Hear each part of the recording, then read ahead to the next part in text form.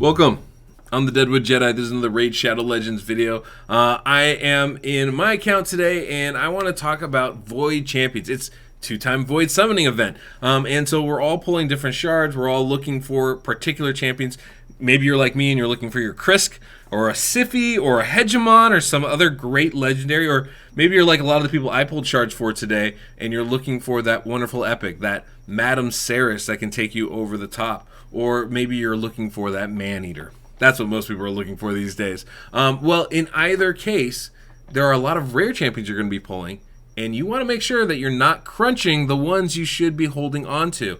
And so I want to talk today about that. I've got 10 Void rare champions that you guys want to hold on to. 10 of them. You're going to want to hold on to these. And then I have another 5 that I'm going to do a little game on video for. And I'll have that link down below in the comment and description of this video. So go check that out, because those are 5 champions you're probably going to want to have a good look at too, especially if you're a newer player. Those are going to be much more beneficial if you're a newer early game player, but they can be good later on too, help you out a lot in faction wars and things like that. So let's take a look at these champs.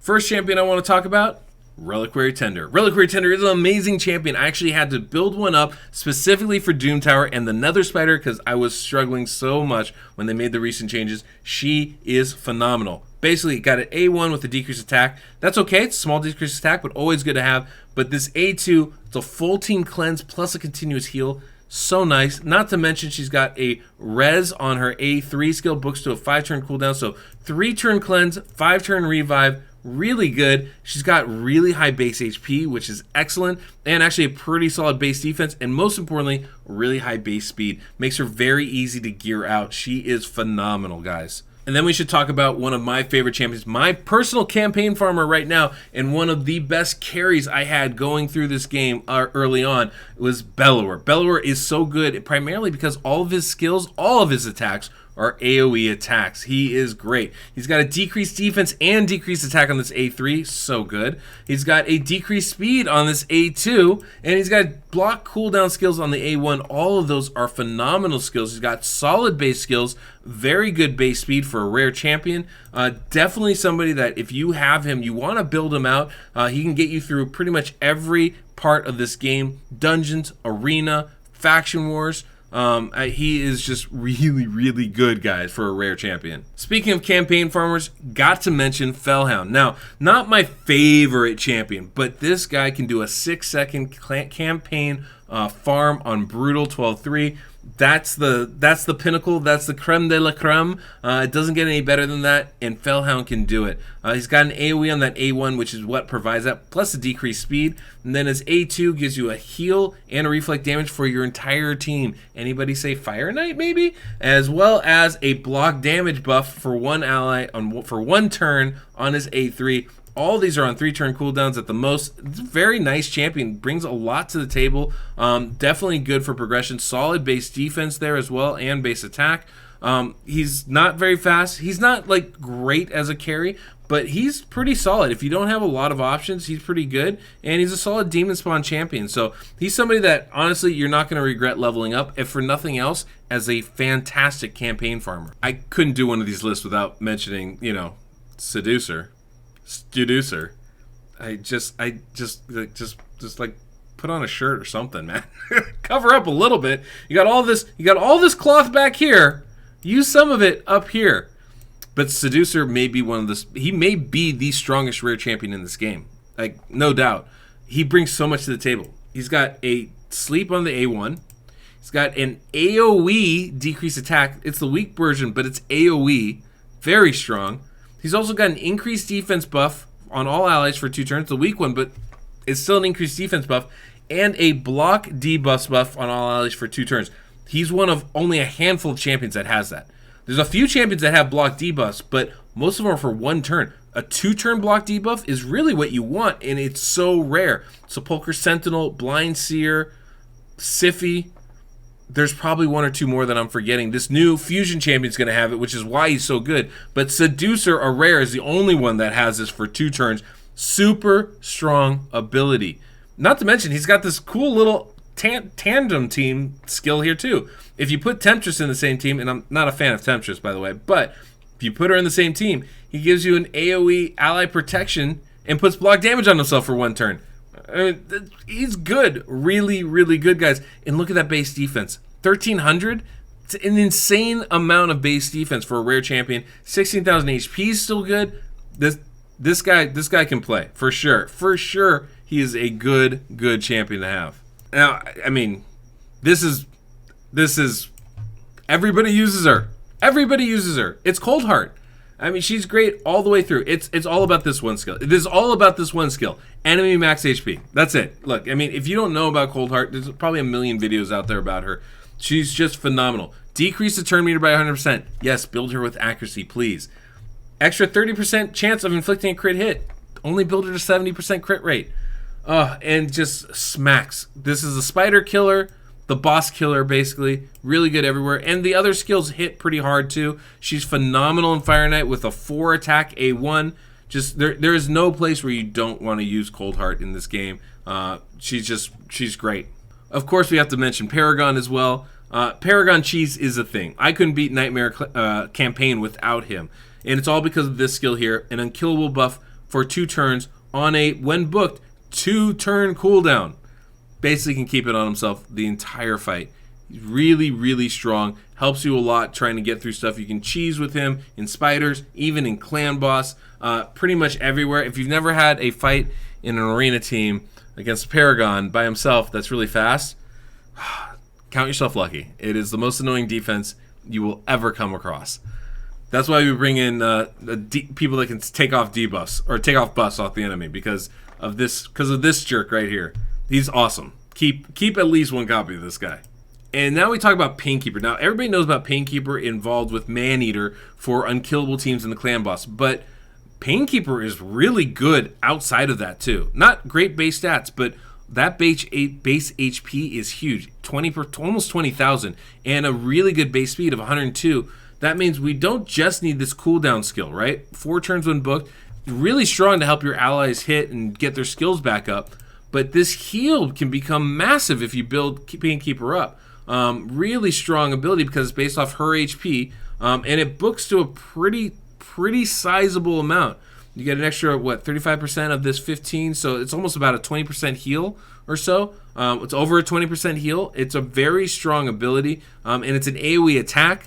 And then the A1 does a turn meter fill, so she gets her turns faster and faster. She's just really good. Can be very good in dungeons, can be very good in faction wars especially. Just a really nice champion. Definitely don't sleep on her just as a champion to build and use everywhere. She's obviously great for clan boss, but that's not the only spot. Okay, I have to mention her, the Dark Knight herself, Renegade. Great champion, but pretty much only for the end game. And what I mean by that is her skill is one skill. This is the one you want to focus on. It's Sacrificial Ritual, where she reduces the cooldowns of all allies by 2 turns.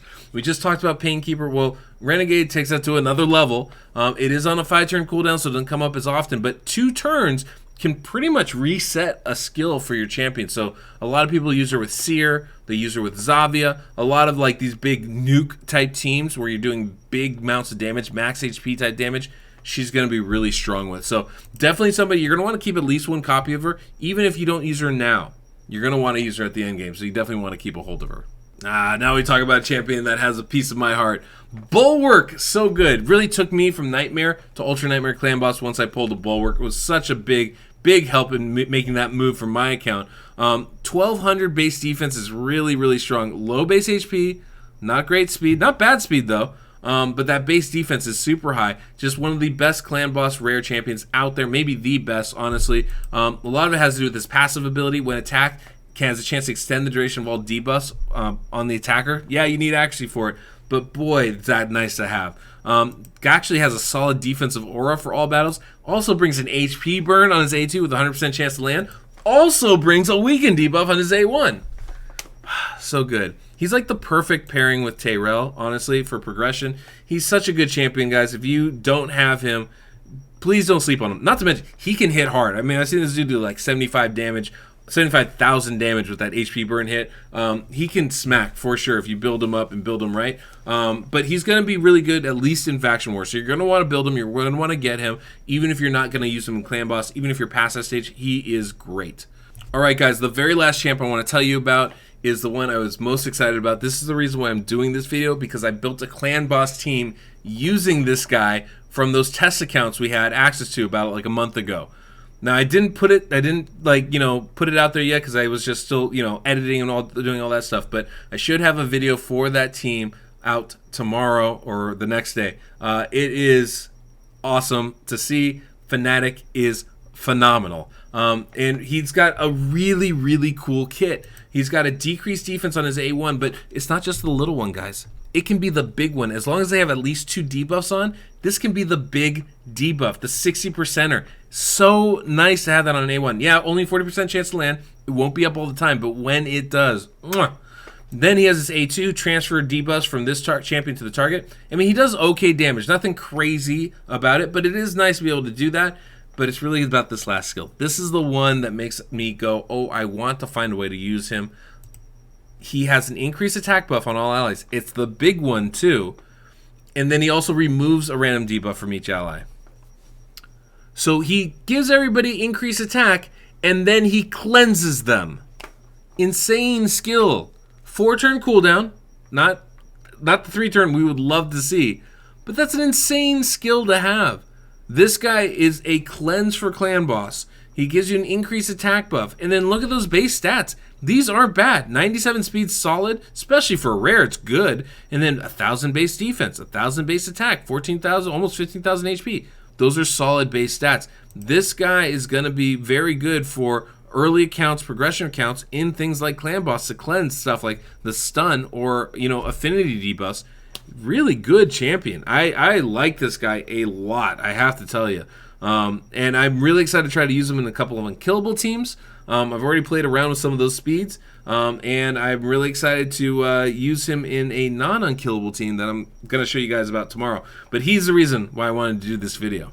So I wish you all the best of lucks in your shard pulls, guys. It's always great to be able to pull new champions, and, they're going to get a bunch of rares. When you're pulling, you're going to get a bunch of rares. So keep an eye on those 10. Make sure you don't crunch them right away. Make sure you have at least 1 copy of each. I think that'll do you really good. If nothing else, they're going to be really good for faction wars later on. So you're not going to waste resources by keeping them and leveling them up. That's always, the important thing, right? You want to make sure they're useful now. They'll be useful later too. And these all are champions that I think will be useful now and later. So definitely some people you want to keep a hold of. I have 5 more that I didn't mention that I think you're going to want to see. So especially if you're a newer player, mid-game player, you'll probably want to check that out. It's in that Game On link down below, so make sure you click on that. And yeah, that's all I got for you guys today. Oh, right. I have an awesome video tomorrow. Yeah, we're going to use Fnatic. We're going to use a bunch of rare free... It's basically a free-to-play clan boss team. It's like a nightmare free-to-play clan boss team that I built for you guys because... I've been getting some challenges about it. Everybody's like, yeah, enough mana or enough unkillable stuff. Do something different. Okay. I'll do something different. I got a couple different things coming down the pipe, guys. Some stuff you're going to want to see. I got more unkillable stuff, too. Because people have those champions, we need to show them. But, yeah, I got you. Don't worry. It takes a lot of effort to build those teams, though. So they're not... I can't put them out all the time, but I got you. But, yeah, that's why I want to do this video. I'm using Fnatic. It's awesome. You'll want to see it. Anyway, guys, good luck on your shard pulls. I can't wait till the next time we talk. So until next we meet, I'm the Deadwood Jedi.